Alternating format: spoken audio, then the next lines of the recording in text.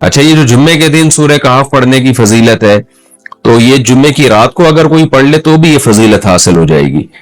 تو کیونکہ روایات میں جمعے کی رات کا بھی تذکرہ ملتا ہے اور جمعے کا بھی تذکرہ ملتا ہے. الحمدللہ الذی، تمام تعریفیں اس اللہ کے لیے ہیں، انزل علی عبدہ الکتاب، جس نے اپنے بندے پر کتاب کو نازل کیا، ولم یجعل لہ عوجا، اور اس کتاب میں اس نے کوئی کجی نہیں رکھی. یہ قرآن کا کمال ہے. آپ الحمد سے لے کے والناس تک پڑھیں، 2 اور 2 4 کی طرح اس کی آیتیں اور اس کے مضامین سمجھ میں آتے ہیں. قرآن کے علاوہ کوئی بھی مذہبی کتاب آپ پڑھ لیں نا تو آپ کو سمجھ میں نہیں آئے گی کہ یہ کیا کہا جا رہا ہے اس میں، اور وہ باتیں نیچر کو اپیل بھی نہیں کریں گی، اور انسان وسوسوں کا شکار ہو جائے گا اور مصیبت میں پڑ جائے گا. لیکن قرآن کے دعوے کتنے واضح ہیں، اور دعووں میں تناقض نہیں ہے. قرآن نے کہا خدا ایک ہے، ہر جگہ یہی کہا کہ ایک ہے. محمد صلی اللہ علیہ وسلم کو کہا کہ نبی ہیں، بشر ہیں نبی ہیں.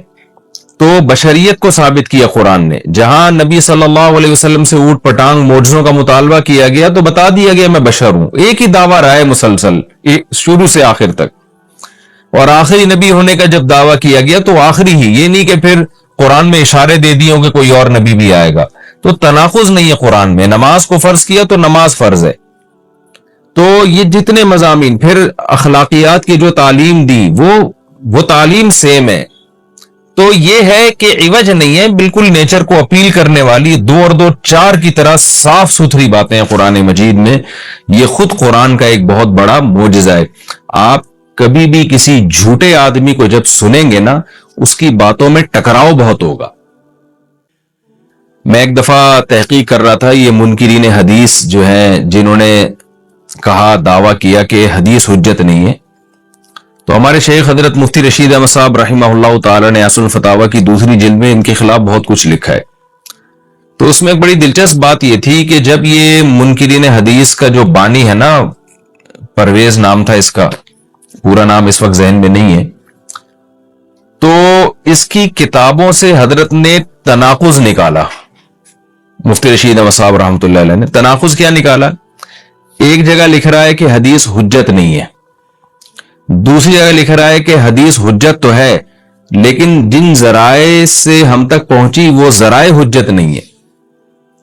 اور ایک جگہ لکھ رہا ہے کہ حدیث حجت بھی ہے لیکن صرف نبی صلی اللہ علیہ وسلم کے دور تک کے لیے حجت ہے، ہمیشہ کے لیے حجت نہیں ہے. تو ایسے کئی تناقض. تو اس میں حضرت نے لکھا کہ اس سے پتہ چلتا ہے کہ یہ بیچارہ خود اس کو پتہ نہیں ہے کہ یہ اس کا دعویٰ کیا ہے. یعنی اس سے صاف واضح ہوتا ہے کہ ان کا مقصد صرف اور صرف ہمیں اسلام سے ہٹانا ہے، اور حدیث کو مشکوک قرار دے کر، کیونکہ زیادہ تر جو قوانین ہمیں اسلام کے ملتے ہیں وہ تو قرآن میں بہت کم ملتے ہیں، وہ تو احادیث میں ملتے ہیں. قرآن تو زیادہ تر عقیدے کی بات کرتا ہے، آخرت کے تصور کو ہماری نظروں میں اجاگر کرتا ہے، اخلاقیات سکھاتا ہے، مسائل، فقہی مسائل، وہ تو زیادہ تر احادیث میں ہے. اسلامی قانون جسے ہم کہتے ہیں، تو مقصد اس کا یہ کہ اسلامی قانون سے کسی طرح لوگوں کو ہٹایا جائے. تو جیسے جس وقت بن پڑی وہ دعویٰ اس نے کر دیا. کبھی مجلس دیکھی کہ یار اس وقت یہ دعویٰ کرنا زیادہ مناسب ہے کہ حدیث حجت تو ہے لیکن جن ذرائع سے پہنچی وہ ذرائع قابل اعتماد نہیں ہے، تو وہاں اس نے یہ دعویٰ کر دیا. تو جھوٹا آدمی کسی ایک بات پہ ٹکتا نہیں ہے. آپ مرزا غلام احمد قادیانی کے دعووں کو دیکھ لیں، اس کی کتابوں میں کہیں وہ لکھتا ہے کہ میں نبی نہیں ہوں، میں تو امام ہوں، اور کہیں لکھتا ہے کہ میں، شروع میں اس نے یہ دعویٰ کیا تھا کہ میں نبی نہیں ہوں، میں امام مہدی ہوں. پھر اس نے دعویٰ کیا میں حضرت وہی عیسیٰ علیہ الصلوۃ والسلام جو مسیح موعود وہ ہوں. اس کی کتابوں میں اتنا ٹکراؤ ہے. وجہ اس کی یہ کہ باطل کا ایک ہدف ہوتا ہے، تو وہ دیکھتا ہے کہ جیسا دیس ویسا بھیس. جیسے اس کا ہدف ہوتا ہے شہرت، دولت، اور یا لوگوں میں پھوٹ ڈالنا یا کوئی منصب حاصل کرنا کسی سے، تو وہ پھر دیکھتا ہے کہ جس وقت جو طریقہ اس کو سوٹیبل لگتا ہے نا، وہ وہی طریقہ اختیار کر لیتا ہے. تو ہر باطل میں یہ ہوتا ہے. آج بھی ہم دیکھتے ہیں جو اہل باطل ہوتے ہیں وہ کسی ایک بات پہ ٹکتے نہیں ہیں. ایک تو ہوتا ہے نا انسان سے غلطی سے ایک دعویٰ ہو گیا اس سے رجوع کر لے، وہ ایک الگ چیز ہے، وہ تو ہر انسان سے خطا ہو سکتی ہے. لیکن اہل باطل کے دعووں میں بہت ٹکراؤ ہوتا ہے، وہ کسی ایک بات پہ ٹکتے نہیں ہیں. آج بہت سارے اسکالر ایسے ہیں کہ آپ جب ان کی تقریریں سنیں گے یا ان کی کتابیں پڑھیں گے تو انہیں بہت ٹکراؤ نظر آئے گا. اسی سے صاف پتہ چل جاتا ہے کہ یہ لوگ اپنے دعوے میں مخلص نہیں ہیں, ان کا مقصد پھوٹ ڈالنا ہے. تو جتنی جو تحریف شدہ آسمانی کتابیں ہیں, یہ جتنے باطل مذاہب ہیں, ان میں بھی آپ کو یہ ٹکراؤ نظر آئے گا. تو قرآن یہ دعویٰ بار بار کرتا ہے کہ اللہ تعالیٰ نے جو کلام اپنے حبیب صلی اللہ علیہ وسلم پہ نازل کیا اس میں آپ کو عوج نظر نہیں آئے گا, کوئی کجی نظر نہیں آئے گی. بہت واضح 2 اور 2 4 کی طرح وہ اپنے دعووں کو دعوے کرتا ہے قرآن مجید, اور اس پر دلائل قائم کرتا ہے. قیمن, اللہ فرماتے ہیں سیدھا سیدھا کلام ہے. لینذر بأسا, تاکہ یہ ڈرا دے. کہ اللہ تو نے اتنا صاف ستھرا کلام نازل کیوں کیا؟ اللہ کہتے ہیں 2 وجہ سے. برے لوگوں کو ڈرانے کے لیے, اچھے لوگوں کو امیدیں دلانے کے لیے, تاکہ برے لوگ برائی سے بچیں اور اچھے لوگوں کو موٹیویشن ملے. یہ دعویٰ بھی قرآن کا کتنا پیارا اور کتنا صاف ستھرا ہے. برائی کو ختم کرنا چاہتا ہے قرآن, اچھائی کو پروموٹ کرنا چاہتا ہے. لِيُنذِرَ بَأْسًا شَدِيدًا, ہم نے کیوں نازل کیا؟ تاکہ یہ ڈرا دے شدید عذاب سے, مِن لَدُنْهُ, اللہ کی طرف سے. ایک آدمی میرے پاس آیا, ہلتا نہیں تھا, کہہ رہے مجھے کوئی وظیفہ بتا دیں, میری کچھ پیسہ آ جائے. میں نے کہا تو وظیفہ پڑھے گا نا اور موٹا ہو جائے گا, کیونکہ بیٹھے بیٹھے پڑھنا پڑتا ہے نا وظیفہ. تیرا علاج وظیفوں میں نہیں ہے, تیرا علاج ہل جل میں ہے. وظیفے پڑھے گا نا بیٹھ کے, جتنا موٹا ہے 3 پراٹھے صبح کھائے گا, اس کے بعد وظیفے کے لیے بیٹھ جائے گا تو اور موٹا ہو جائے گا, پڑ جائے گا ایک دن دھماکے کے ساتھ. خیر, کہاں سے کام, آج بہت دائیں بائیں شروع میں ہی جانا شروع ہو گیا میں. خیر, کیا کہہ رہے بھائی؟ تو میں یہ عرض کر رہا تھا کہ کیا بات عرض کر رہا تھا میں, نہیں یہ بیچ میں جو ابھی ٹرن مارا ہے میں نے. ہاں, میں یہ کہہ رہا تھا کہ دیکھو نبی صلی اللہ علیہ وسلم کی جو فوج تھی, جو مجاہدین تھے, اس میں غیر مسلم بھی تھے. وجہ کیا تھی بھائی؟ وہ لڑنا جانتے ہیں. تو نیک آدمی لڑنا نہ جانتا ہو, اس کو کبھی بھی جہاد میں نہیں لے جایا جاتا, پھڈوں میں اس کو نہیں بلایا جاتا. جو جانتا ہو لڑائی, بے شک نیک نہ ہو, اس کو ترجیح دی جاتی ہے. ہاں, نیک بھی ہو, لڑاکا بھی ہو, پھر سبحان اللہ. تو اس لیے ہمیشہ کام اس کے اہل سے لیا جاتا ہے, اور یہی زندگی میں اصول بنا لینا چاہیے کہ جو جس کی فیلڈ ہے وہی اس کا ایکسپرٹ. دین کے علم میں علماء ایکسپرٹ ہوتے ہیں, تو دین کے علم انہی سے لیا جائے گا. میڈیکل سائنس میں کون ایکسپرٹ ہوتے ہیں؟ ڈاکٹر. ایک ڈاکٹر 2 نمبر ہے تو 1 نمبر تلاش کر لو. یہ نہیں ہوگا کہ جو یوٹیوبر آپ کو میڈیکل ٹوٹکے بتا رہے ہیں اور ہر تھوڑے دن میں کسی کا چینل بنا ہوا ہے اور وہ بیٹھ کے پھینکتا جا رہا ہے اور آپ بیٹھ کے لپیٹتے جا رہے ہو. یہ ڈاکٹر سارے کیوں ہیں بھائی؟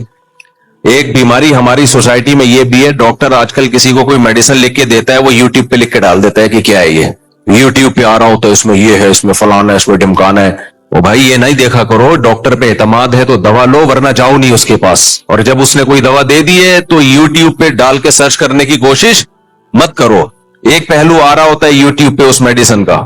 ہمارے جاننے والوں میں ایک صاحب کے اوپر کی کھوپڑی آؤٹ ہو گئی, تو وہ جانے لگے عاملوں کے پاس. مجھے پتا تھا ان کی سیٹنگ اوپر کی آؤٹ ہوئی ہے, عاملوں کے پاس جائیں گے تو زندگی کا ان کا بیڑا غرق کر دے گا عامل, جن چڑیل بھوت کے کیس بنا دے گا ان کے اوپر.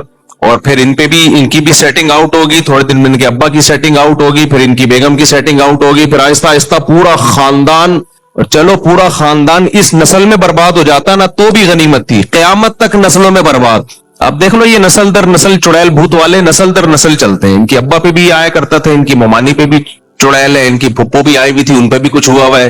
یہی چلتا ہے پھر. اچھا, میں بار بار کہتا ہوں جب میں عاملوں کے خلاف بولتا ہوں, دیوبندی عاملوں کے خلاف بول رہا ہوتا ہوں, یہ ذہن میں رکھنا. 1 نمبر جو سمجھے جاتے ہیں ان کے خلاف بول رہا ہوتا ہوں, کیونکہ فوراً میرا بیان لے جاتے ہیں 2 نمبر عاملوں پہ. 2 نمبر تو 2 نمبر ہے بھائی, 1 نمبر کی بات کر رہے ہیں. خیر, تو میں مانتا ہی نہیں اس کو. بعض علماء مجھے کہتے ہیں بہت متشدد ہے اس میں. بھائی صاحب, آپ بھگتو گے تو پتہ چلے گا. صحیح ہے, بھگتو گے تو پتہ چلے گا. علم نہیں ہے, اور اس کو کہتے ہیں علوم. جب علم نہیں ہوتا تو وہ کیا ہوتے ہیں؟ علوم. صاحب ٹوپی ڈرامہ. کوئی جن چڑیل بھوت بھیجو ہمارے پاس یار, ہمیں تو بھیجو کوئی جن چڑیل بھوت. تمہارے پاس ہزاروں جنات ہوتے ہیں. اللہ نہ کرے مجھے کچھ ہو گیا نا تو کسی کے ساتھ بھی کچھ بھی ہو سکتا ہے بھائی, انسان ہے. اللہ بچائے ہمیں پریشانیوں سے. 50 سال کے ہو گئے, اب اس 10 جنوری کو میں 50 کا ہو گیا ابھی جو گزری ہے نا. تو ماشاءاللہ تو کہہ رہے ہیں, لیکن یہ فکر کی بات ہے. کیونکہ مجھے یاد ہے ہم بیٹھے ہوئے تھے, میں چھوٹا بچہ تھا, 10-12 سال میری عمر تھی. میرے والد صاحب, میری دادی بیٹھے ہوئے رات کو نا صحن میں کرسی ڈال کے میں بھی بیٹھا ہوا بچہ. تو میرے والد صاحب کی بڑی گھنی خوبصورت داڑھی تھی, داڑھی پہ ہاتھ لگا کے کہہ رہے تھے کہ میں بھی 50 سال کا ہو گیا, ہاں زندگی ہم نے گزار لی ہے. یہ الفاظ تھے ان کے مجھے. تو میں چھوٹا بچہ تھا, میں سوچ رہا تھا شاید ایک دن ہماری زندگی میں آئے گا کہ ہم کہیں گے ہم 50 سال کے ہو گئے ہے بھائی, تو ہم بھی ہوں گے. تو والد صاحب تو اس کے 13 سال کے بعد دنیا سے چلے گئے.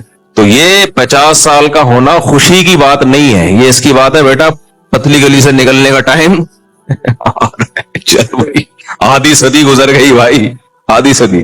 لیکن جو 50 سال کے نہیں ہوئے وہ خوش فہمی میں مبتلا نہ ہو, جو کہہ رہے چلو جی مفتی صاحب ہو گئے تو ان کے تو پتلی گلی سے نکلنے کا ٹائم آ گیا, ہمارا نہیں آیا.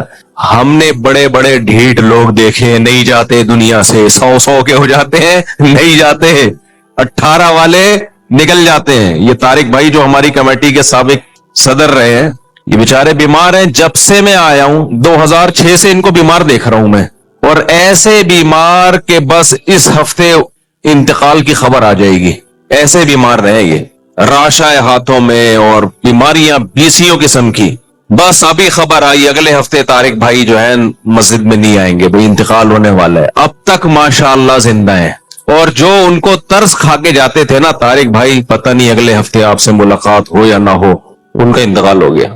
مسجد نمازی پڑھنے تو ہیں بڑے پکے نمازی, اسی نے ان کو زندہ رکھا ہوا ہے. تو ان بیماریوں کی ٹینشن نہیں لی نا, کیونکہ نماز.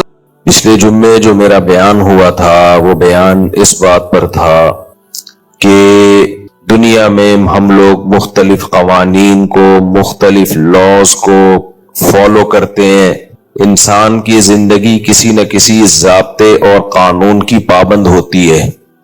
اگر انسان کو بے لگام کر دیا جائے, کوئی قانون کوئی ضابطہ نہیں ہے, وہ اپنی مرضی سے اخپل طریقے سے زندگی گزارنا شروع کر دے, تو انسان سے خطرناک مخلوق پھر دنیا میں کوئی بھی نہیں ہے. تھوڑی دیر کے لیے ہم فرض کر لیتے ہیں کہ سب کو سب کچھ کی آزادی دے دی جائے, سب کو سب کچھ کی آزادی. سب سے پہلے تو میں 18 شادیاں کروں گا, استغفر اللہ. اگر آزادی دے دی جائے, اللہ نے ہمیں پابند کیا کہ بھائی کیا کرنا ہے, اس سے زیادہ نہیں. بالکل اگر آزادی دے دی جائے نا, کوئی بھی کسی معاملے میں کوئی پابندی نہ ہو. جیسے جانور آزاد ہوتے ہیں, آپ نے کسی جانور کو کسی قانون اور ضابطے کا پابند دیکھا؟ ہاں, جو فطرت نے ان کو پابند بنا دیا, جو ان کے دماغ میں ڈال دیا, وہ تو ایک الگ چیز ہے. ہم خود سے انہیں کسی ضابطے اور قانون کا پابند زبردستی نہیں بنا سکتے.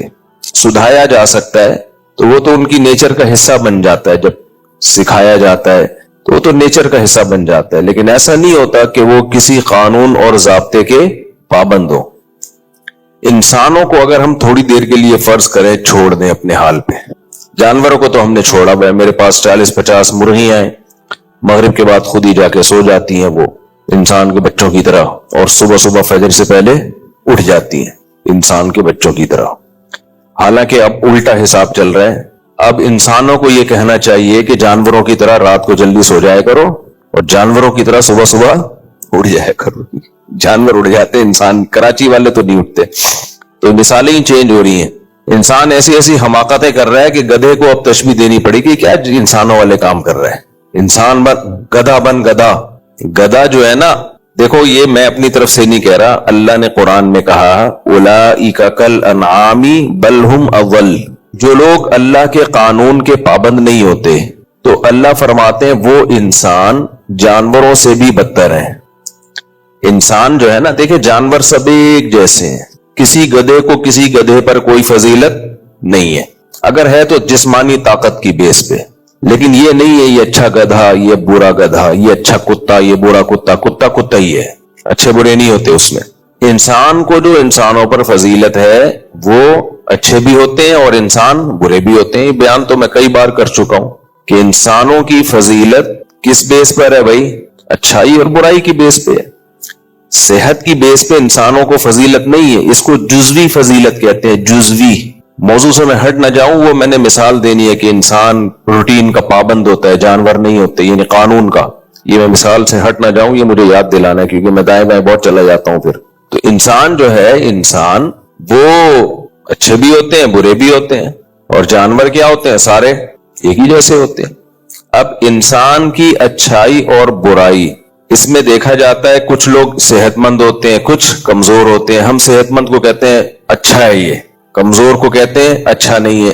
تو اس کو کہتے ہیں فضیلت جزوی. دیکھو کسی بھی جنس کو، کسی بھی نوعیت کو جو فضیلت حاصل ہوتی ہے نا، وہ فضیلت دو طرح کی ہوتی ہے. اس مضمون کو خوب اچھی طرح سمجھے. ایک فضیلت کی بنیاد یہ ہوتی ہے